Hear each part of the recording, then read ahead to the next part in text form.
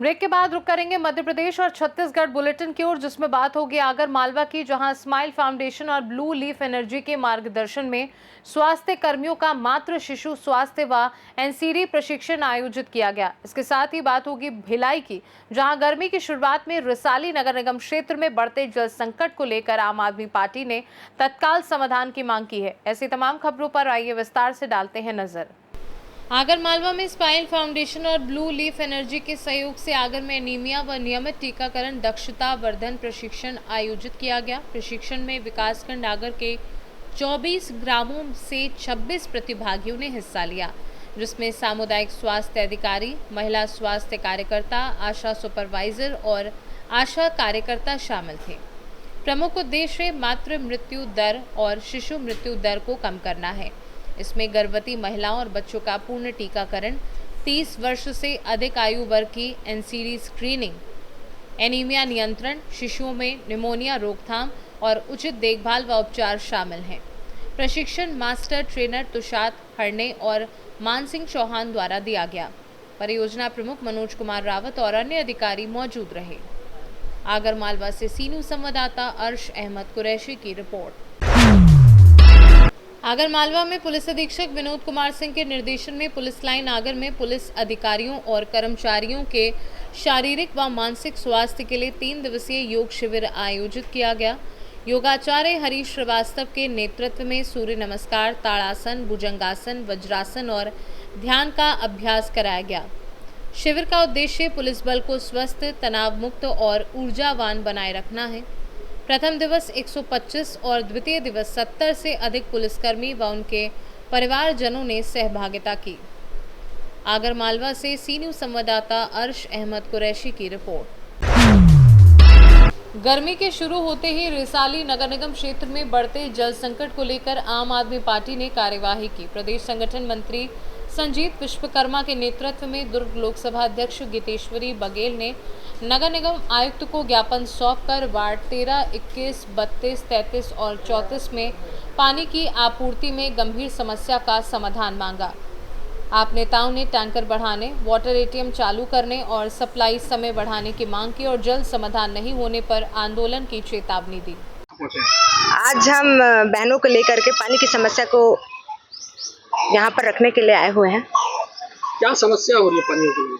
क्षेत्रों में घरों तक पानी नहीं पहुँच पा रहा है, महिलाएं परेशान हैं, दूर दूर तक पानी भरने के लिए जाना पड़ता है। न टैंकर समय पे आ पा रहा है और न ही वहाँ पर जो नल का कनेक्शन है वो प्रॉपर पहुँच पाए हैं। तो हम 3 बिंदुओं पर अपनी मांग रखने के लिए आज यहाँ पर आए हुए थे। सबसे पहले तो क्षेत्र में टैंकर की व्यवस्था की जाए। दूसरा, यहाँ पर जहाँ जहाँ पर पानी की सप्लाई केंद्र है वहाँ पर वाटर एटीएम उपस्थित किया जाए और नहरों को 15 दिन के अंतराल में कम से कम छोड़ा जाए, क्योंकि 4 महीना साल में गर्मी रहता है और जल स्तर के सूखने से पानी प्रॉपर बोर तक भी नहीं पहुंच पाती है। और जहाँ जहाँ पर जो ऊपरी क्षेत्र है वहाँ पर भी पानी की व्यवस्था की जाए। आपकी परिचय? मैं गीतेश्वरी बघेल, दुर्ग लोकसभा अध्यक्ष। हम लोग घर में पानी नहीं आ रहा है और नल पर जाते तो रोज झगड़ा उगड़ा हो जा रहा है। शाम सवेरे दूर जाते हैं, डब्बा लेके पानी ना 10-10 20 डब्बा लेके बढ़ जाते, बोलते हमारा नंबर है कहते हैं, पानी नहीं देते हैं। ना ये घर वाला नल आ रहा है, ना बाहर से हम लोग को पानी मिल रहा है। उसी के लिए हम यहाँ पास आए हैं आज। क्या समस्या है? समस्या बहुत दिन से 2 महीना 3 महीना हो ही गया घर का नल तो दम में नहीं आ रहा है, पानी आ ही नहीं रहा है। भैया अपना नाम बता दें। लालती चौधरी। पर मौसम विभाग की ओर से भीषण गर्मी की सूचना है।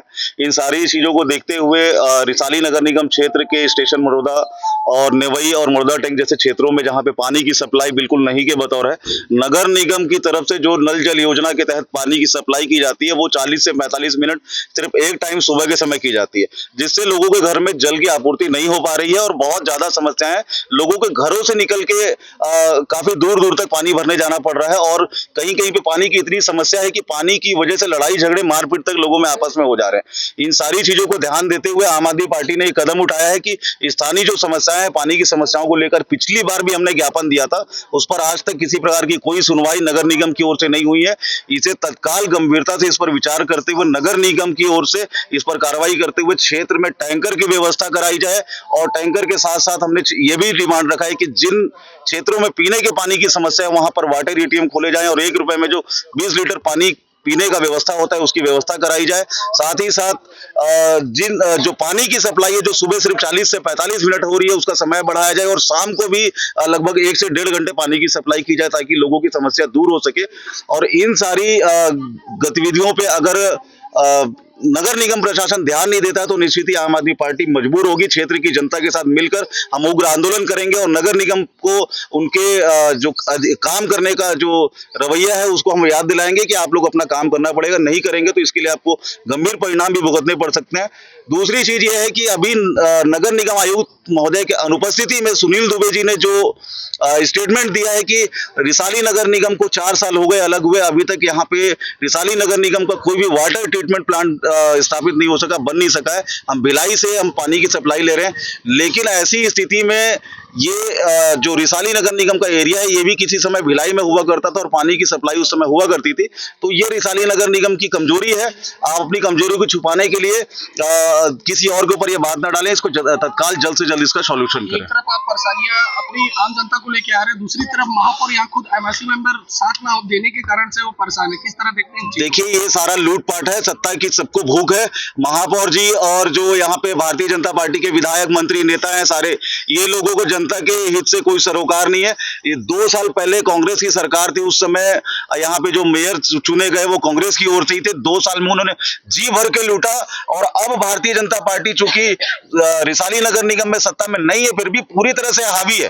भारतीय जनता पार्टी के लोग यहाँ पे पूरी वसूलीबाजी कर रहे हैं, निगम के अधिकारियों से मिलजुल है, उनका साठगांठ है। वो बहुत सारे काम पेंडिंग पड़े हैं, कोई काम महापौर के पास पेंडिंग पड़ा हुआ है, उनकी सिग्नेचर की वजह से बहुत से कर्मचारियों का पेमेंट नहीं मिल रहा है, बहुत से क्षेत्र में पानी की सप्लाई नहीं हो रही है और नाली की सफाई नहीं हो रही है। आपको छोटी सी जानकारी बताना चाहूंगा कि 12.5 करोड़ रुपए के लगभग का नगर निगम में सफाई का टेंडर हुआ था। ना ही कोई तालाब साफ हुआ है, ना ही कोई नाली साफ हुई है और ना ही किसी प्रकार का कहीं पे गंदगी साफ हुआ है। लेकिन वो 12 करोड़ रुपए का टेंडर खत्म हो गया, 12 करोड़ रुपए गबन हो गया और आज तक क्षेत्र जैसा का तैसा ही पड़ा हुआ है। इसके लिए भी नगर निगम को जवाब देना होगा। नगर निगम के अधिकारी इसके लिए जिम्मेदार हैं और आप लोगों को इसके लिए जवाबदेही तय करनी होगी और आप ही लोग इसका जवाब देंगे। भिलाई से सी न्यूज़ संवाददाता धर्मेंद्र गुप्ता की रिपोर्ट। धमधा क्षेत्र का ठेलका चौक सड़क हादसों का बड़ा हॉटस्पॉट बन चुका है, जहां बीते 1 हफ्ते में लगातार 8 दुर्घटनाएं हुई हैं। आज सुबह कोयला से लदी 10 चक्का गाड़ी अछोली मोड़ के पास अनियंत्रित होकर पेड़ से टकराई, जिससे वाहन का अगला हिस्सा पूरी तरह क्षतिग्रस्त हो गया। हालांकि ड्राइवर ने अपनी जान बचा ली। इससे पहले सोमवार को भी धमधा खैरागढ़ मुख्य मार्ग पर दुर्घटना हुई थी। स्थानीय लोग तेज रफ्तार मोड़ों पर चेतावनी संकेतों की कमी और सड़क सुरक्षा उपायों के अभाव को हादसों की बड़ी वजह मान रहे हैं। ग्रामीणों ने प्रशासन से स्पीड ब्रेकर, संकेतक बोर्ड और पुलिस पेट्रोलिंग बढ़ाने की मांग की है ताकि हादसों की आवृत्ति रोकी जा सके। धमधा से सी न्यूज़ संवाददाता हेमंत उमरे की रिपोर्ट। मध्य प्रदेश और छत्तीसगढ़ बुलेटिन में फिलहाल के लिए इतना ही। देश दुनिया की बाकी खबरों को जानने के लिए आप देखते रहिए सी न्यूज़ भारत।